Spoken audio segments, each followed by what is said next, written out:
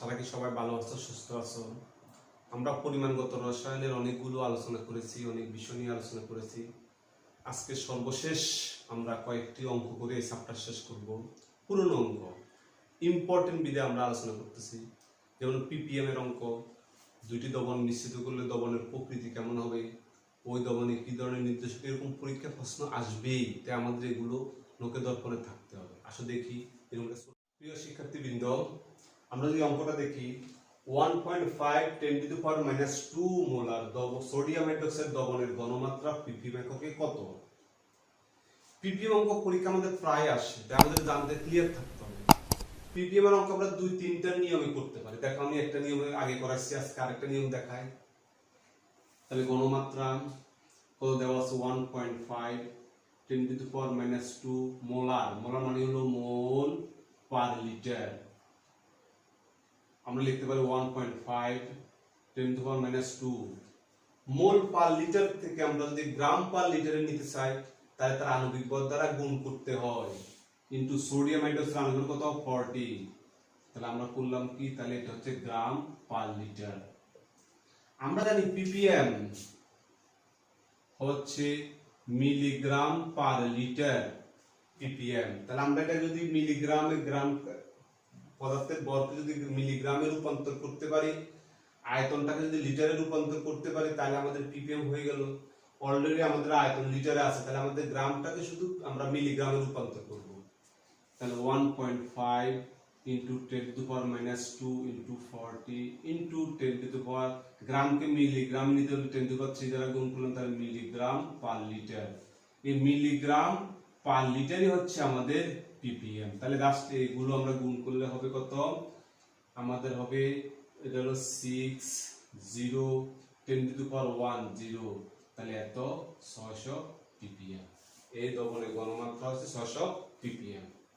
যদি এই অঙ্কটা আমরা এই নিয়মে করতে আমরা ভুলে গেছি, আমাদের মনে পড়তেছে না, আমরা আরেকটা নিয়মে করার চেষ্টা করে আমরা মুখস্থ করেছিলাম। ঘনমাত্রা হলো S m 10⁻3। যে পিপিএম এর সূত্র হচ্ছে S m 10⁻3। এই হচ্ছে তার ঘনমাত্রা কত? 1.5 × 10⁻²। আণবিক ভর কত? 40 × 10⁻3, এত পিপিএম। সুতরাং কত? 600 পিপিএম। তাহলে আমরা ইজিলি, প্রিয় শিক্ষার্থীবৃন্দ, আমরা যদি বোর্ডের অঙ্কটা দেখি, 50 ml 0.5 মোলার সোডিয়াম কার্বনেট দ্রবণ, 20 ml 0.1 মোলার সালফিউরিক অ্যাসিড দ্রবণ, 40 ml 0.05 মোলার হাইড্রোক্লোরিক অ্যাসিড দ্রবণ। তিনটি দ্রবণ দেওয়া আছে এবিসি। এখন বললো বি ও সি দ্রবণ দ্বারা এ দ্রবণকে কি পূর্ণ প্রশমন করা সম্ভব? অর্থাৎ বি দ্রবণ দ্বারা এটাকে প্রশমন করা যাবে কিনা, বা সি দ্রবণ দ্বারা এটাকে প্রশমন করা যাবে না। এই ধরনের অঙ্ক আমরা আগে করেছি, তারপর আমি আজকে অঙ্কগুলো করে শেষ করব।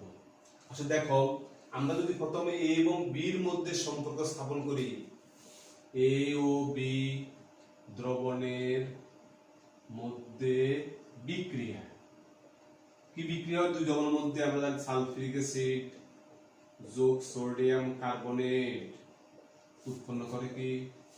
সোডিয়াম সালফেট প্লাস পানি প্লাস কার্বন ডাই অক্সাইড। এখানে 1 মোল সমান 1 মোল। তাহলে দেখা যাচ্ছে বিক্রিয়া থেকে 1 মোল সালফিউরিক অ্যাসিড সমান হচ্ছে ইকুইভ্যালেন্ট টু হলো 1 মোল সোডিয়াম কার্বনেট। অর্থাৎ সালফিউরিক অ্যাসিডের যত মোল লাগবে, সোডিয়াম কার্বনেটের ঠিক তত মোল লাগবে, অথবা সোডিয়াম কার্বনেটের এত মোলকে সালফিউরিক অ্যাসিডকে তত মোল দ্বারা প্রশমন করা যাবে। তাহলে আমরা আগে সোডিয়াম কার্বনেটের মোল সংখ্যা হিসাব করব, দেন সালফিউরিক অ্যাসিডের মোল সংখ্যা হিসাব করব। দুটি মোল সংখ্যার মধ্যে আমরা তুলনা করব, তাহলে বুঝতে পারবো তাকে পূর্ণ প্রশমন করা যাবে কিনা। আসলে দেখো, এই দ্রবণের মোল সংখ্যা, মোল সংখ্যা তোমাদের কি মনে আছে? মোল সংখ্যার সূত্র হলো n = VS। ভিটা হবে লিটারে, এস হচ্ছে মোল পার লিটারে। আর আমাদের এই দ্রবণের জন্য ভি কতটুকু আছে? 50 ml। তাহলে 50 × 10⁻³ এত লিটার ইনটু ঘনমাত্রা কত? 0.5 মোল পার লিটার। লিটার লিটার বার, তাহলে 0.025 মোল। এটা কোন দ্রবণের? A দ্রবণের। এখন সব B দ্রবণে একরকম B দ্রবণের মোল সংখ্যা n = BS = V এর মান কত? 20 × 10⁻³ × 0.1, তাহলে এটা 0.002 মোল। তাহলে দেখা যাচ্ছে যে কার মোল সংখ্যা বেশি? n of A greater than n of B। তাহলে B দ্রবণের মোল সংখ্যা A দ্রবণের মোল সংখ্যা থেকে অনেক কম থাকার কারণে B দ্রবণ দ্বারা এই দ্রবণকে সম্পূর্ণরূপে প্রশমন করা যাবে না। অর্থাৎ প্রশমিত হওয়ার পরে দ্রবণে A মোল সংখ্যা রয়ে যাবে। দ্রবণের মোল সংখ্যা রয়ে যাবে বিদায় এই দ্রবণের প্রক্রিয়া এবং B দ্রবণ মিশ্রিত করলে সেই মিশ্রণের প্রকৃতি হবে ক্ষারীয়। A এবং C দ্রবণের মধ্যে কি বিক্রিয়া হবে? Sodium carbonate plus hydrochloric acid উৎপন্ন করবে কি? সোডিয়াম ক্লোরাইড পানি plus carbon die oxide. Sodium এখানে 2 মোল, এখানে 2। তাহলে দেখা যাচ্ছে যে এখন আমরা যদি ক্যালকুলেশন করি তাহলে আমরা এখানে লিখতে পারি 1 মোল sodium carbonate equivalent to 2 mole hydrochloric acid. তাহলে সোডিয়াম কার্বনেটের যত মোল হবে হাইড্রোক্লোরিক অ্যাসিড তার ডাবল হলে তাহলে তাকে প্রশমন করা যাবে। আমরা এখন হিসাব করি, এটা আমাদের হিসাব করা আছে। এখন আমরা C দ্রবণের ঘনমাত্রা হিসাব করলে দেখা যায় C দ্রবণের আয়তন কত? 40 ml × 10⁻³ × 0.05। ও আগের B দ্রবণের মতো 0.02 মোল। তাহলে এখানেও n of A greater than n of C। তাহলে দেখা যাচ্ছে যে A দ্রবণের সোডিয়াম কার্বনেটের মোল সংখ্যা হাইড্রোক্লোরিক অ্যাসিড দ্রবণের মোল সংখ্যা থেকে বেশি হওয়ার কারণে এই দ্রবণের পূর্ণ প্রশমন সম্ভব নয়। অর্থাৎ হাইড্রোক্লোরিক অ্যাসিড দ্বারা প্রশমিত হওয়ার পরেও সোডিয়াম কার্বনেটের দ্রবণ অবশিষ্ট থাকবে। এই কারণে এই দ্রবণের প্রকৃতি হবে ক্ষারীয়। প্রিয় শিক্ষার্থীবৃন্দ, আমরা যদি বোর্ডের অঙ্কটা দেখি, 40 ml decimolar potassium hydroxide, 50 ml 1.26% nitric acid দ্রবণ আছে। প্রশ্ন হচ্ছে A ও B দ্রবণ মিশ্রিত করলে আবার সেই মিশ্রণে 0.25 গ্রাম ক্যালসিয়াম কার্বনেট যোগ করলে মিশ্রণের প্রকৃতি কেমন হবে? মিশ্রণের প্রকৃতি অম্লীয় হবে না ক্ষারীয় হবে? তাহলে আমরা আগে দেখতে হবে A ও B মিশ্রণ করার পরে তারা প্রশমিত হওয়ার পরে কে অবশিষ্ট থাকে আমাদের সেটা দেখতে হবে। তারপরে সেখানে আমরা ক্যালসিয়াম কার্বনেট যোগ করব। আসলে দেখি, তাহলে আমরা আগের মতো A ও B দ্রবণের বিক্রিয়া, তাহলে কি বিক্রিয়া হয়? পটাশিয়াম হাইড্রোক্সাইড যোগ নাইট্রিক অ্যাসিড উৎপন্ন করে পটাশিয়াম নাইট্রেট যোগ পানি। তাহলে এখানে কি হলো? এটা হলো 1 মোল, এটাও 1 মোল। তাহলে 1 মোল পটাশিয়াম হাইড্রোক্সাইডের সাথে 1 মোল নাইট্রিক অ্যাসিড বিক্রিয়া করে। এখন আমরা তাদের মোল সংখ্যা হিসাব করি।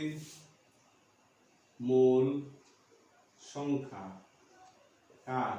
কে ও এইচ এর। n of A দ্রবণের যদি বলি তাহলে দ্রবণের, তাহলে মোল সংখ্যা আমরা সূত্র কি? VS। V তার কত? আয়তন 40 ml 10⁻³ তার ঘনমাত্রা কত? ডেসিমোলার 0.1। তার আমাদের এটা গুণ 0.004 মোল। এবার আসলে আমরা নাইট্রিক অ্যাসিডের মোল সংখ্যা n of B, তাহলে BS = গুণ করলে কত হবে? এখন এসে দেখো এখানে নাইট্রিক অ্যাসিডের ঘনমাত্রা সরাসরি দেওয়া নাই, তাহলে তার দেওয়া আছে পার্সেন্টেজ। তাহলে পার্সেন্টেজ থেকে আমরা তার মোলারিটি ঘনমাত্রা রূপান্তর করতে হবে, সেটা তোমাদের মনে আছে? আসো তাহলে পার্সেন্টেজ থেকে ঘনমাত্রা মোলারিটিতে, মোলারিটি = হলো x% × 10/m। এই সূত্র দ্বারা আমরা করছিলাম যে ঘনমাত্রা যদি পার্সেন্টেজে দেওয়া থাকে তাহলে মোলারিটি রূপান্তর হলো x% × 10/m। m হচ্ছে তার আণবিক ভর, x হলো যত পার্সেন্ট দেওয়া থাকবে। তাহলে কত আছে এখানে? 1.26 × 10 আণবিক ভর কত? নাইট্রিক অ্যাসিডের আণবিক ভর হলো 63, হয় 0.2 মোলার। তাহলে আসো এই মানটা আমরা এখানে বসাবো দ্রবণের আয়তন কত 50 ml, তাহলে 50 × 10⁻³ × 0.01 মোল। তাহলে দেখা যাচ্ছে যে এই মিশ্রণে পটাশিয়াম হাইড্রোক্সাইডের মোল সংখ্যা হলো 0.004 আর নাইট্রিক অ্যাসিডের মোল সংখ্যা হলো 0.01। তাহলে কার মোল সংখ্যা বেশি? তাহলে নাইট্রিক অ্যাসিডের মোল সংখ্যা অনেক বেশি।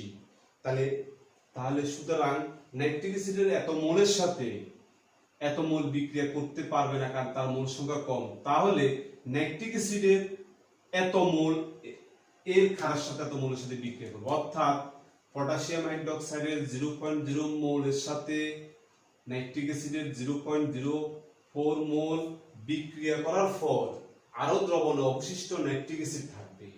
সেই নাইট্রিক অ্যাসিডের সাথে তখন ক্যালসিয়াম কার্বনেটের বিক্রিয়া হবে।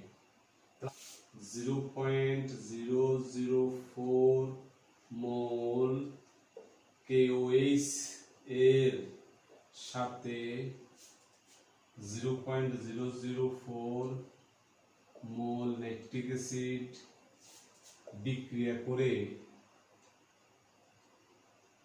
প্রশমিত হবার পর বিক্রিয়ার মিশ্রণে নাইট্রিক অ্যাসিড অবশিষ্ট থাকবে, অবশিষ্ট মোল সংখ্যা থাকবে মোল ইকুয়াল টু,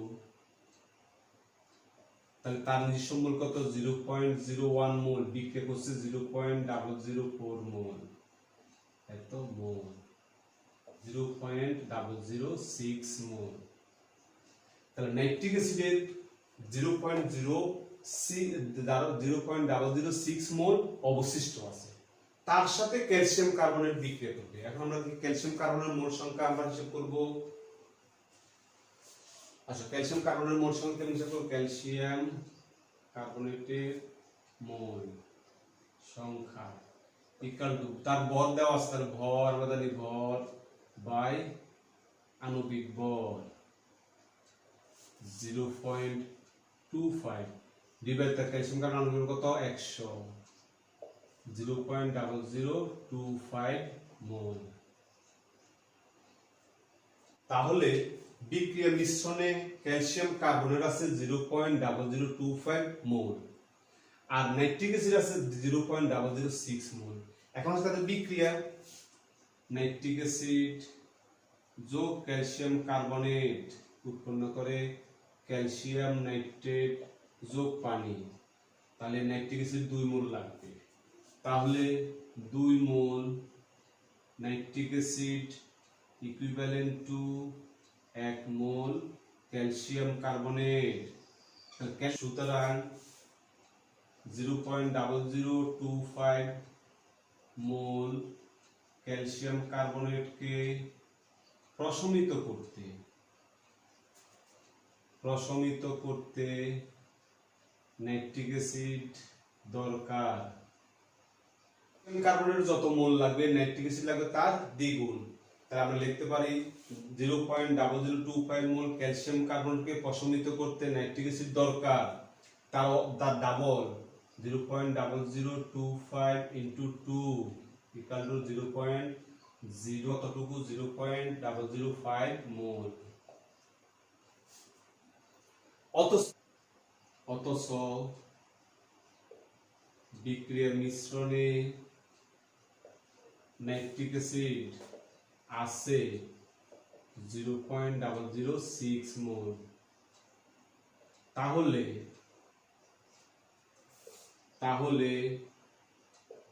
প্রশমিত হবার পর মিশ্রণে নাইট্রিক অ্যাসিড অবশিষ্ট থাকবে, কতটুকু থাকবে 0.006 মাইনাস 0.005 ইকুয়াল টু 0.001 মোল। তাহলে মিশ্রণে নাইট্রিক অ্যাসিডের 0.001 মোল অবশিষ্ট থাকবে বলে ওই মিশ্রণের প্রকৃতি হবে অম্লীয়।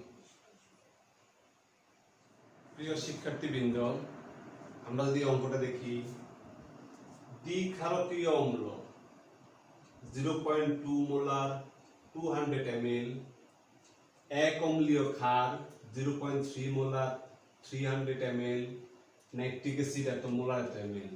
তাহলে আমাদের প্রথম প্রশ্ন হচ্ছে m দ্রবণের ঘনমাত্রা ppm এককে কত। তাহলে আমরা ওই ppm এককে আসবো আগের মতো। তাহলে আমরা জানি ppm এককে ঘনমাত্রা কি s m into 10 to the power 3। s হচ্ছে তার ঘনমাত্রা কত 0.2, আণবিক ভর কত নাইট্রিক হলো 63 into 10 to the power 3 কত হয় 12600 ppm। এই সূত্র তুমি ভুলে গেছো, তাহলে আমাদের বিকল্প পন্থা চিন্তা করতে হবে যে আমরা জানি ppm এককে ঘনমাত্রা ইকুয়াল টু ভর বাই আয়তন মিলিগ্রাম পার লিটার। তাহলে আমাদের ভরকে দ্রবণের ভরকে মিলিগ্রামে রূপান্তর করব, আয়তনকে লিটারে নিব, তাহলে আমাদের ppm হয়ে যাবে। এখন ভর তো আমাদের দেওয়া নাই, তাহলে আমরা ভর বের করে নিই। আমরা জানি s equal to 1000 w by mv, সুতরাং w equal to sm by 1000। আমরা যদি মানগুলো বসাই, ঘনমাত্রা s হচ্ছে তার ঘনমাত্রা কত 0.2, আণবিক ভর 63, আয়তন কত 50 ml ডিভাইডেড বাই 1000 তো হয় 0.63 গ্রাম। তাহলে আমাদের ভর হচ্ছে কত 0.63 গ্রাম আর আয়তন হচ্ছে কত 50 ml। এখন আমরা গ্রামটাকে মিলিগ্রামে রূপান্তর করব, আয়তনটাকে লিটারে রূপান্তর করব, তাহলে যে মানটা হবে সেটা হচ্ছে ppm এর আসো। গ্রামকে মিলিগ্রামে রূপান্তর করে 1000 দ্বারা গুণ করে 0.63 into 10 to the power 3 milligram 50 ml, এটাকে কি দ্বারা 1000 দ্বারা ভাগ করব, তাহলে তো লিটার। তাহলে করলে কত আসবে 12600 ppm। রেজাল্ট দেখো, যখন যে নিয়ম মনে থাকবে, এই জন্য আমাদের বেশি বেশি নিয়ম মনে রাখতে হবে। এখন হচ্ছে দ্বিতীয় অঙ্ক, m পাত্রের দ্রবণ দ্বারা, তাহলে m পাত্র হলো এত নাইট্রিক অ্যাসিড এত ml দ্বারা k এবং l পাত্রের মিশ্রণকে প্রশমন সম্ভব কিনা। এই দুটাকে মিশ্রিত করলে যে রেজাল্ট হবে ওই দ্রবণকে এই পাত্রের দ্রবণ দ্বারা প্রশমন করা সম্ভব কিনা। তাহলে আমাদের k এবং l দ্রবণের ক্ষেত্রে দেখতে হবে। আসলে দেখো k দ্রবণের ক্ষেত্রে দ্বিক্ষারকীয় অম্ল, তাহলে আমরা আগে অম্লত্ব ক্ষারত্ব আলোচনা করছিলাম। দ্বিক্ষারকীয় অম্ল হচ্ছে সে সকল অম্ল যাদের দুইটা H+ আছে। এক অম্লীয় ক্ষার যাদের ততটা OH আছে, মানে তার ততটা কি আছে একটা OH আছে। তাহলে আমরা দ্বিক্ষারকীয় অম্ল আমরা উদাহরণ অনেক বলছিলাম, তাহলে এখানে কি হতে পারে সালফিউরিক অ্যাসিড, কমন উদাহরণকে সালফিউরিক অ্যাসিড। এক অম্লীয় ক্ষারকে সোডিয়াম হাইড্রোক্সাইড বা পটাশিয়াম হাইড্রোক্সাইড। তাহলে এখন আমাদের বিক্রিয়া কার কার মধ্যে হবে, তাহলে k এবং l দ্রবণের মধ্যে বিক্রিয়া কি বিক্রিয়া হবে, দ্বি অম্লীয় ক্ষার, দ্বিক্ষারকীয় অম্ল হলো সালফিউরিক অ্যাসিড যোগ এক অম্লীয় ক্ষার হচ্ছে সোডিয়াম হাইড্রোক্সাইড, উৎপন্ন করে সোডিয়াম সালফেট প্লাস পানি। আমরা জানি তাদের মধ্যে সমতা হচ্ছে এটা হলো 2 মোল, তাহলে এটা হচ্ছে 1 মোল, এটা হচ্ছে 2 মোল সোডিয়াম হাইড্রোক্সাইড বিক্রিয়া করে। তাহলে আমরা এখন সালফিউরিক অ্যাসিডের মোল সংখ্যা বের করব, সোডিয়াম হাইড্রোক্সাইডের মোল সংখ্যা বের করে তুলনা করে দেখব কি অবশিষ্ট থাকে। আচ্ছা, তাহলে k দ্রবণের সালফিউরিক অ্যাসিড বা k দ্রবণের মোল সংখ্যা কি হিসাবে n equal to vs, v হচ্ছে তার আয়তন 200 into 10 to the power -3 into ঘনমাত্রা 0.04 মোল। এখন আসো l দ্রবণ কে সোডিয়াম হাইড্রোক্সাইড বা পটাশিয়াম হাইড্রোক্সাইড বা l দ্রবণের মোল সংখ্যা equal to n, bs equal to কত 300 into 10 to the power -3 into 0.09 মোল। তাহলে দেখা যাচ্ছে যে 1 মোল সালফিউরিক অ্যাসিডকে প্রশমিত করতে সোডিয়াম হাইড্রোক্সাইড আছে 2 মোল। তাহলে আমাদের এক সালফিউরিক অ্যাসিডের মোল সংখ্যা কত 0.04 মোল সালফিউরিক অ্যাসিডকে প্রশমিত করতে সোডিয়াম হাইড্রোক্সাইড লাগে তার দ্বিগুণ, কত 0.08 মোল, এখানে আরো বেশি আছে। তাহলে সুতরাং 0.04 মোল সালফিউরিক অ্যাসিড কে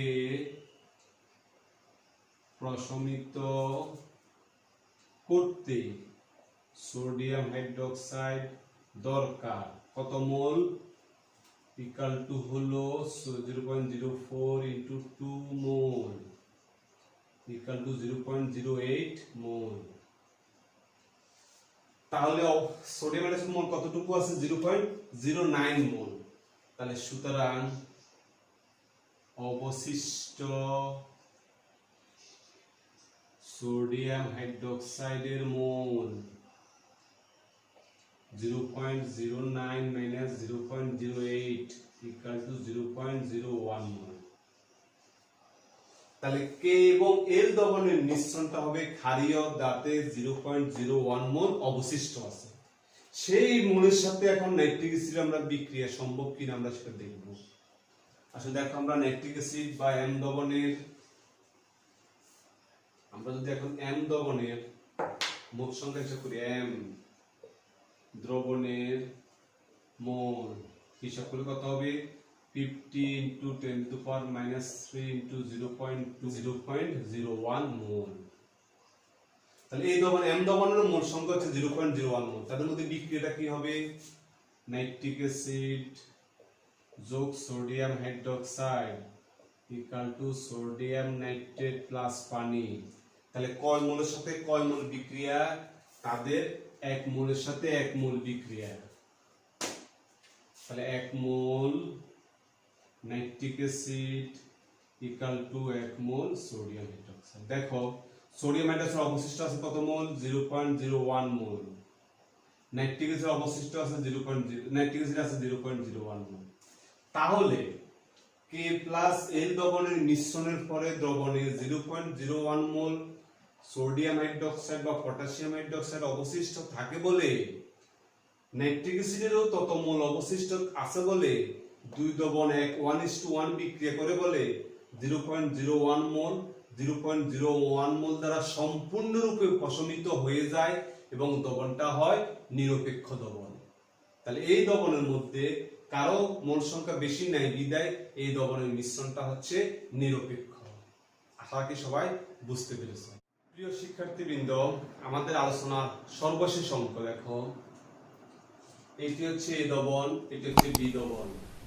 বি দ্রবণে 200 ml 0.2 গ্রাম সোডিয়াম হাইড্রোক্সাইড নেওয়া আছে, আর 100 ml 0.1। তাহলে বলা হচ্ছে এ ও বি দ্রবণ মিশ্রিত করলে মিশ্রিত দ্রবণের পিএইচ কত হবে। এরকম আমাদের অঙ্ক আসে পরীক্ষায়। আসলে দেখো, তাহলে আমাদের আগে সোডিয়াম হাইড্রোক্সাইড ঘনমাত্রা কতটা জানতে হবে। আমরা জানি সূত্র S equal to 1000 W/mv। 1000 W তো কতটুকু 0.2, m হচ্ছে আণবিকগত 40, আয়তন কত 200, 0.025 মোলার। এটা হলো সোডিয়াম হাইড্রোক্সাইড ঘনমাত্রা কত 0.025 মোলার। এখন তাদের মধ্যে বিক্রিয়া কি বিক্রিয়া হবে, সালফিউরিক অ্যাসিড যোগ 2 সোডিয়াম হাইড্রোক্সাইড উৎপন্ন করে কি সোডিয়াম সালফেট প্লাস পানি।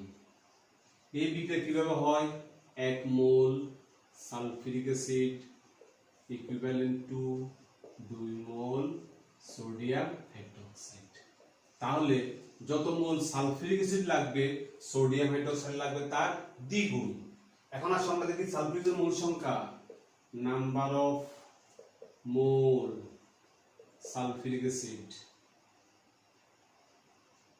VS, কিভাবে V কত 100 into 10 to power -3 into S কত 0.5, কত 0.05 মোল।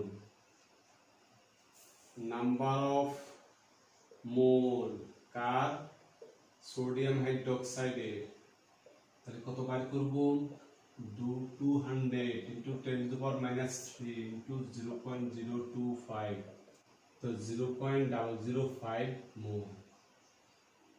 তাহলে দেখা যাচ্ছে যে সালফিউরিক অ্যাসিডের মোল সংখ্যা অনেক বেশি, সোডিয়াম হাইড্রোক্সাইডের মোল সংখ্যা অনেক কম। তাহলে 0.005 মোল সোডিয়াম হাইড্রোক্সাইডকে প্রশমিত করতে সালফিউরিক অ্যাসিড প্রয়োজন কতটুকু? তার অর্ধেক, 0.005 বা 225 মোল। বিক্রিয়া মিশ্রণে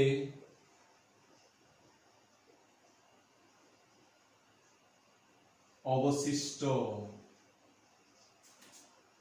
sulphuric acid mole equal to, তাহলে তার 0.5 মোল থেকে 0.0025 মোল বিক্রিয়া করতেছে সোডিয়াম হাইড্রোক্সাইডের সাথে, তাহলে আরো অবশিষ্ট থাকবে 0.05 মাইনাস 0.0025 মোল ইকুয়াল 475 মোল।